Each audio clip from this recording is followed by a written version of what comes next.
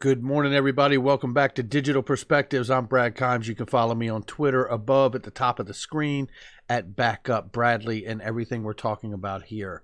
Right now, I've pulled up the SEC Ripple Labs Incorporated page where we keep an eye out to see if they've filed any S-1 documents to start an announcement for an IPO. Nothing as of yet, but it's not a bad place to just keep an eye on. They did have the trademark for Blockstars a couple weeks ago and Pay ID as well, so we know how deeply they're involved in Pay ID. Okay, so we'll continue to keep an eye on that. What we're going to talk about today is this piece of an update on the class action lawsuit, which is quite significant. But in order to do that, we got to look past in the past here and see where we've been. So back on May 15th, the Consumer Financial Protection Bureau came out with a paper where they cited Ripple and XRP as a solution for cross-border payments for banks, credit unions, and the like, and how it could be a huge benefit and savings for all of those entities. The paper that was put out is right here. This is the PDF from the government website. And it basically, like I said, we're going to look at some of the highlights, but we're going to move through this quickly because I covered this already back in May when it came out.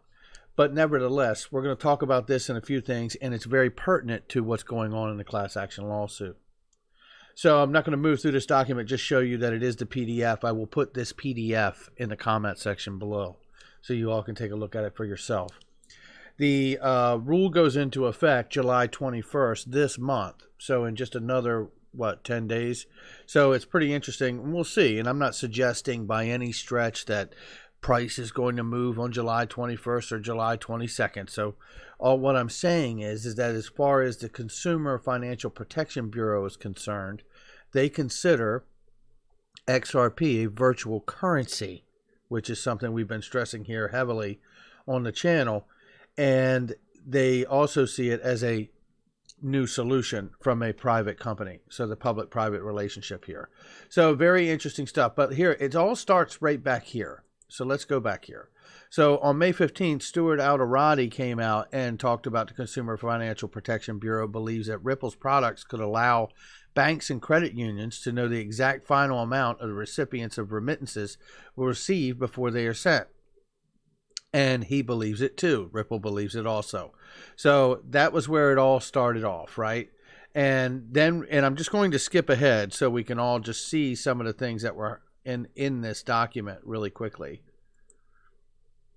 This is one of the highlights here where they talk about SWIFT and the GPI tracking, which can increase the amount of upfront information available to sending institutions, and the expansion of major payment card networks, capacity to support cross-border payments, the continued growth of fintech, non-bank remittance transfer providers, and their future expansion into partnerships and other relationships with banks and credit unions, which allow such entities to tap into closed network payment systems that non-bank remittance transfer providers have developed.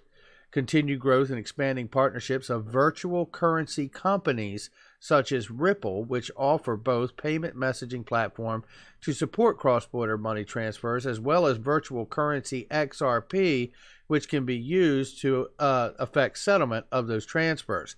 So now the next place I'll move to was some highlights of this document that were provided at the time by none other than XRP Crypto Wolf.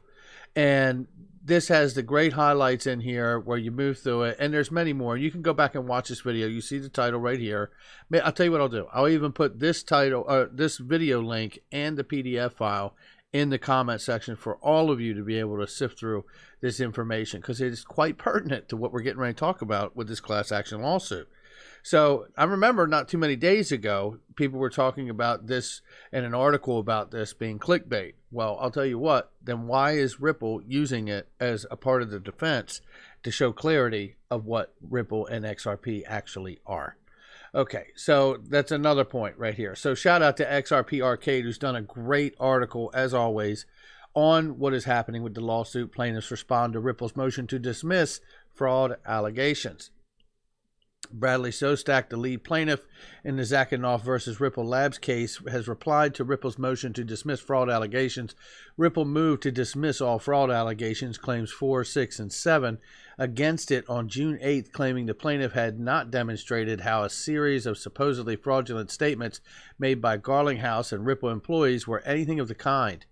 Ripple's also filed 4 documents for judiciary notice by the court, a notice of final rule from the Bureau of Consumer Financial Protection, published in the Federal Register, a submission by Ripple to the Conference of the State Bank Supervisors, and an article from CNBC, and a tweet-linked article from Ripple. Now, what's interesting here is that they've cited the information that I've just shown you from the Consumer Financial Protection Bureau. Why is that important? Well, it's the Consumer Financial Protection Bureau. Number 2, the deeper thing here is this. The Consumer Financial Protection Bureau is the agency that chases down fraud. And they don't see any. And that's why they're being cited here. The plaintiff responds by opposing the court taking notice of the final rule from the CFPB, which I bet they are upset about that, claiming the defendants failed to establish that any factual assertions contained in the document cannot reasonably be questioned, and also failed to specify which factual assertions within the document they are asked the court to take judicial notice of. You guys, I will put XRP Arcade's page down here. Make sure you go support him on his Patreon. Let's help show him the love.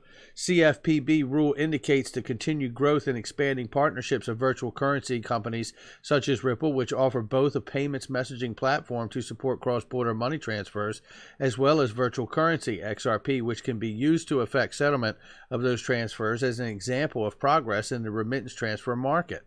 Moreover, the CFPB states the expanded adoption of Swiss GPI's product or Ripple's suite of products could similarly allow banks and credit unions to know the exact final amount that recipients of remittance transfers will receive before they are sent.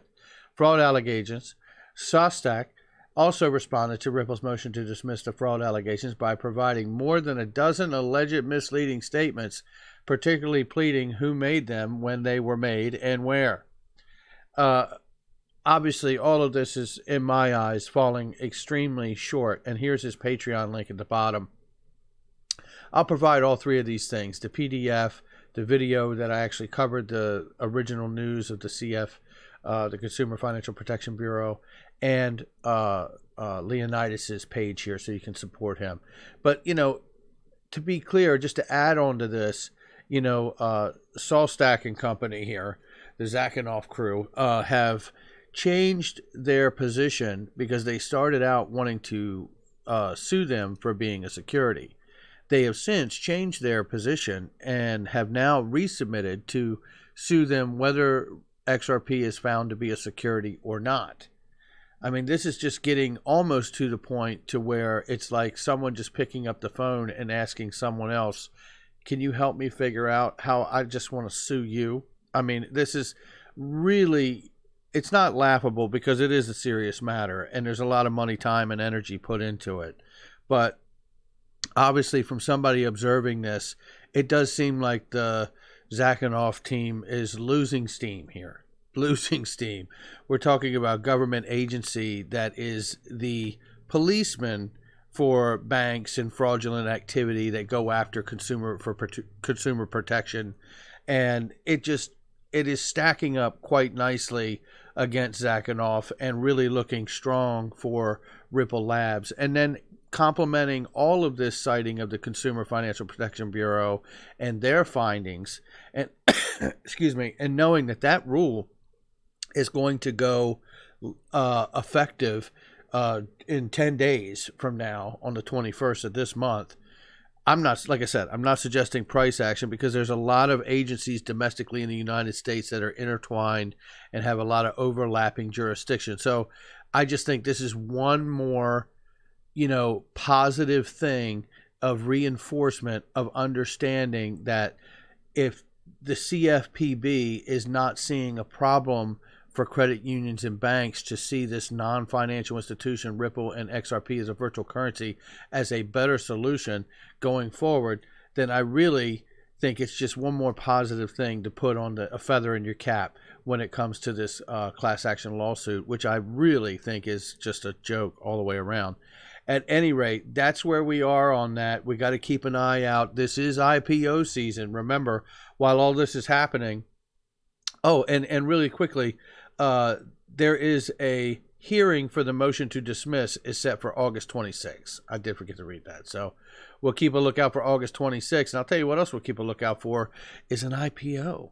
You know, will we see a public IPO or will we see a confidential IPO filing? One of the two. If it's a confidential IPO filing, they could announce it, and then 25 days later, they could pretty much be listed. You know, that would include a 15-day notice and then a 10-day roadshow, and then they would list.